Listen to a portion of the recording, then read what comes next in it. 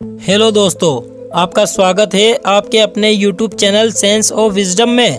तो दोस्तों, आज हम बात करने वाले हैं ब्राह्मण जाति के बारे में कि किन लोगों को ब्राह्मण कहा जाता है, कौन है ये ब्राह्मण लोग और भारत के इतिहास में ब्राह्मणों का क्या योगदान रहा है। तो आइए इस वीडियो में हम जानेंगे ब्राह्मणों के गौरवशाली इतिहास के बारे में। तो दोस्तों, वीडियो को पूरा देखने से पहले वीडियो को लाइक और चैनल को सब्सक्राइब ज़रूर करें और ऐसी ही आने वाली नई वीडियोस को देखने के लिए बेल आइकन को ज़रूर दबाएं।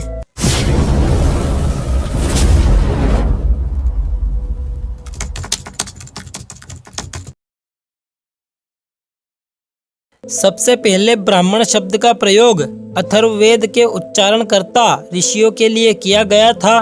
फिर प्रत्येक वेद को समझने के लिए ग्रंथ लिखे गए, उन्हें भी ब्राह्मण साहित्य कहा गया। ब्राह्मण शब्द तब किसी भी जाति या समाज से नहीं था। यूं तो प्रभु परशुराम ने प्रभु श्री राम के पृथ्वी पर आगमन से पूर्व ही बार बार यह पृथ्वी जीतकर ब्राह्मणों को शासन स्वरूप देना प्रारंभ कर दिया था। उस समय पृथ्वी पर रहने वाले समस्त उत्तर भारतीय ब्राह्मण संयुक्त रूप से गौड़ कहलाते थे, परंतु लंका विजय के बाद इन ब्राह्मणों में वर्ग या समूह स्थापित होने प्रारंभ हो गए।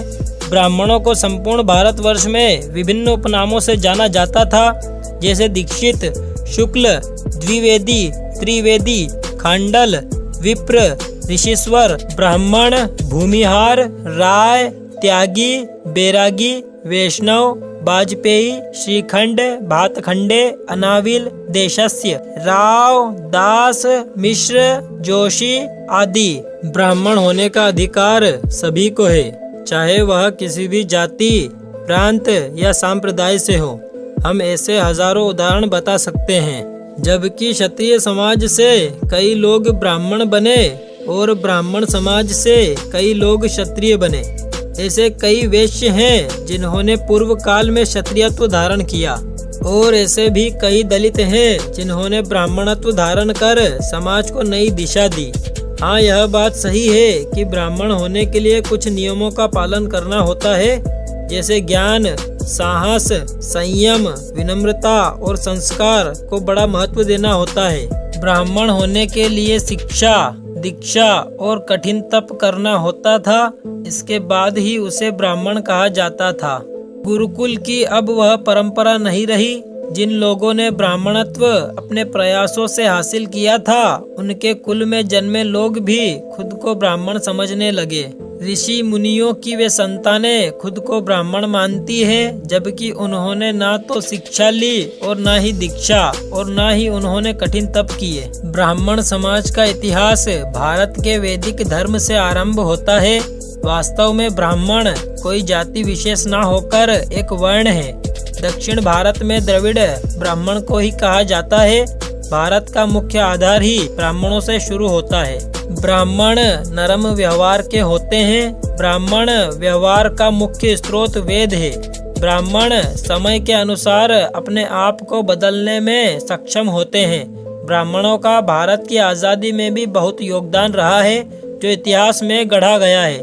ब्राह्मणों के सभी संप्रदाय वेदों से प्रेरणा लेते हैं। धार्मिक व सांस्कृतिक रीतियों एवं व्यवहार में विविधताओं के कारण और विभिन्न वैदिक विद्यालयों के उनके संबंध के चलते आचार्य ही ब्राह्मण हैं। सूत्र काल में प्रतिष्ठित विद्वानों के नेतृत्व में एक ही वेद की विभिन्न नामों की पृथक पृथक शाखाएं बनने लगी। इन प्रतिष्ठित ऋषियों की शिक्षाओं को सूत्र कहा जाता है। प्रत्येक वेद का अपना सूत्र है। सामाजिक, नैतिक तथा शास्त्रानुकूल नियमों वाले सूत्रों को धर्म सूत्र कहते हैं। अनुष्ठानिक वालों को श्रोत सूत्र तथा घरेलू विविध शास्त्रों की व्याख्या करने वालों को ग्रह सूत्र कहा जाता है। सूत्र सामान्यतः गद्य पद्य में लिखे हुए। ब्राह्मण भारत में आर्यों की समाज व्यवस्था अर्थात वर्ण व्यवस्था का सबसे ऊपर का वर्ण है। भारत के सामाजिक बदलाव के इतिहास में जब भारतीय समाज को हिंदू के रूप में संबोधित किया जाने लगा, तब ब्राह्मण वर्ण जाति में भी परिवर्तन हो गया। ब्राह्मण वर्ण अब हिंदू समाज की एक जाति भी है। ब्राह्मण समाज विभिन्न उपजातियों में विभाजित है। सूत्र काल में लगभग 1000 ईसा पूर्व से 200 ईसा पूर्व तक वैदिक अंगीकरण के आधार पर ब्राह्मण विभिन्न शाखाओं में बंटने लगे। ब्रह्म वेद का पाठक अथवा परमात्मा का ज्ञाता होता है। ऋग्वेद की अपेक्षा अन्य संहिताओं में यह साधारण प्रयोग का शब्द हो गया है, जिसका अर्थ पुरोहित है। वैदिक ग्रंथों में यह वर्ण क्षत्रियों से ऊंचा माना गया है। क्षत्रिय तथा ब्राह्मण की एकता से ही सर्वांगीण उन्नति हो सकती है। यह स्वीकार किया गया है कि कतिपय राजन्य एवं धन संपन्न लोग ब्राह्मण को यदि कदाचित दबाने में समर्थ हुए हैं तो उनका सर्वनाश भी शीघ्र ही घटित हुआ है। ब्राह्मण पृथ्वी के देवता कहे गए हैं, जैसे स्वर्ग के देवता होते हैं।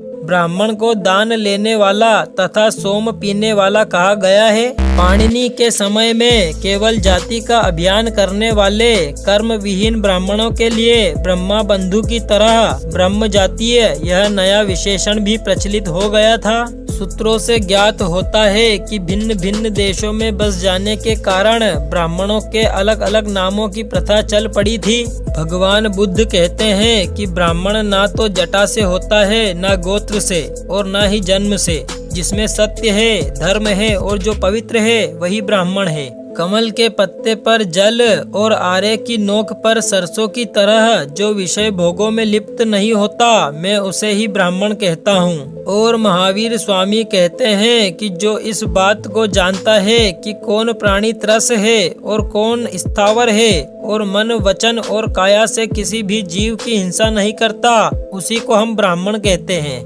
ब्राह्मणों को संपूर्ण भारतवर्ष में विभिन्न उपनामों से जाना जाता है, जैसे पूर्वी उत्तर प्रदेश, पश्चिमी उत्तर प्रदेश, उत्तरांचल, दिल्ली, हरियाणा व राजस्थान के कुछ भागों में त्यागी, अवध तथा मध्य प्रदेश में वाजपेयी, बिहार व बंगाल में भूमिहार, जम्मू कश्मीर, पंजाब व हरियाणा के कुछ भागों में महियार आदि। अब्राहम एराली के अनुसार गुप्त साम्राज्य युग से पहले एक वर्ण के रूप में ब्राह्मण की ऐतिहासिक रिकॉर्ड में शायद ही कोई उपस्थिति थी। जब बौद्ध धर्म भूमि पर हावी हुआ तब 3री शताब्दी ईसा पूर्व और 1ली शताब्दी के उत्तरार्ध के बीच के किसी भी भारतीय ग्रंथ में कोई ब्राह्मण नहीं, कोई बलिदान नहीं और किसी भी प्रकार का कोई कर्मकांड का उल्लेख नहीं किया गया है। उन्होंने यह भी कहा कि साहित्य और भौतिक साक्ष्य की अनुपस्थिति का यह मतलब नहीं है कि उस समय ब्राह्मणवादी संस्कृति मौजूद नहीं थी।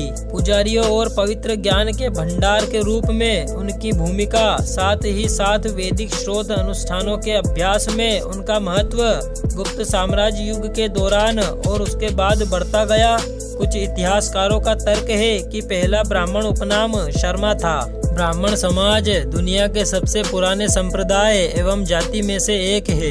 पुराने वेदों एवं उपनिषदों के अनुसार ब्राह्मण समाज का इतिहास सृष्टि के रचयिता ब्रह्मा से जुड़ा हुआ है। वेदों के अनुसार ऐसा बताया जाता है कि ब्राह्मणों की उत्पत्ति हिंदू धर्म के देवता ब्रह्मा से हुई है। ऐसा माना जाता है कि वर्तमान समय में जितने भी ब्राह्मण समाज के लोग हैं वे सब भगवान ब्रह्मा के वंशज हैं। ब्राह्मणों को राज परिवारों में सबसे अधिक शोहरत और इज्जत दी जाती थी।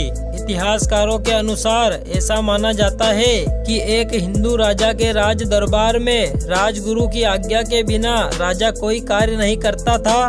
इस बात का सबसे प्रमुख उदाहरण चंद्रगुप्त मौर्य और चाणक्य की जोड़ी थी। प्राचीन काल से वर्तमान काल तक ब्राह्मण समाज के लोगों ने कला, साहित्य, विज्ञान, राजनीति, संस्कृति और संगीत जैसे प्रमुख क्षेत्रों में अपना अहम योगदान दिया है। प्राचीन भारत से आधुनिक भारत तक ब्राह्मण समाज में अनेक महान व्यक्तियों एवं महान आत्माओं ने जन्म लिया, जिनमें से परशुराम, चाणक्य, बाल गंगाधर तिलक आदि प्रमुख थे।